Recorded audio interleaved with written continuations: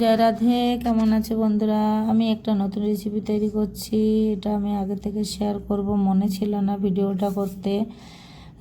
এটা হচ্ছে বাঁধাকপি সুন্দর করে কুচিয়ে ধুয়ে তারপর ওতে পরিমাণ মতো লবণ, হলুদ, জিরে গুঁড়ো, লঙ্কার গুঁড়ো, ধনিয়া গুঁড়ো, গোলমরিচের গুঁড়ো, আদা কুচি, একটু কাঁচা লঙ্কা কুচি, এতে পরিমাণ মতো কাঁচা লঙ্কা যতটা আমার ঝালের প্রয়োজন দেবে।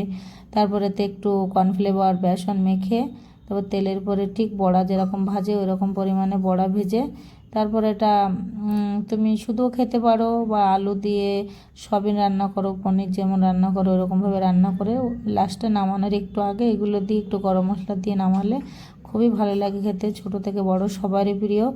তো তোমরা এটা তৈরি করবে, খাবে এবং খেয়ে দেখবে কেমন হয়েছে, তারপর আমাকে জানাবে। আর যদি এর ফুল ভিডিওটা পেতে চাও কমেন্টে জানাবে কেমন হয়েছে। এটা আমি ভগবানের সেবার জন্য রান্না করছি। আমি একটু উনুনে রান্না করে বলে ভিডিওটা ঠিকঠাক করতে পারি না, যেহেতু আমি একাই তৈরি করি, কেউ হেল্প করবার নেই, সবাই ব্যস্ত। আমার ছেলে মেয়ে তারা স্কুলে যায়, তাদের কাজ আছে, আর আমার বর দোকানে যায়, আমাকেও যেতে হয় রান্নাবান্না করে রেখে। তারপরে তো ব্যস্ততার জন্য আমি সব দিন ভিডিও ছাড়তেও পারি না। যাই হোক, এবার রান্নাটা আমি পুরোটা দেখাতে পারলাম না। তো পরের বার যদি কখনো করি আবার পুরোটা ভিডিও আমি করে তোমাদেরকে দেখাবো। আর যদি কেউ করে থাকো তাহলে তো ভালোই, আর যদি না পারো তাহলে কমেন্টে জানাবে, আমি পুরো ভিডিওটা পরের বার দেওয়ার চেষ্টা করব। জয় রাধে।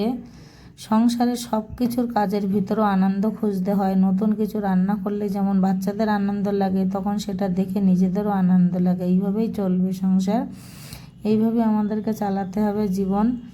যেভাবে হোক আমাদের এই পরিস্থিতি, সময় সব কিছু অ্যাডজাস্ট করে মানিয়ে নিয়ে চলতে হবে। এটা খুব জোরে জাল দিলে হবে না, আস্তে আস্তে দিতে হবে, না এই ভেতরটা সিদ্ধ হবে না আর ওপরটা পুড়ে পুড়ে যাবে। আস্তে আস্তে করতে হবে এটা। যাই হোক, কেমন লাগছে সবাই জানাবে রান্না করে খেয়ে তারপর।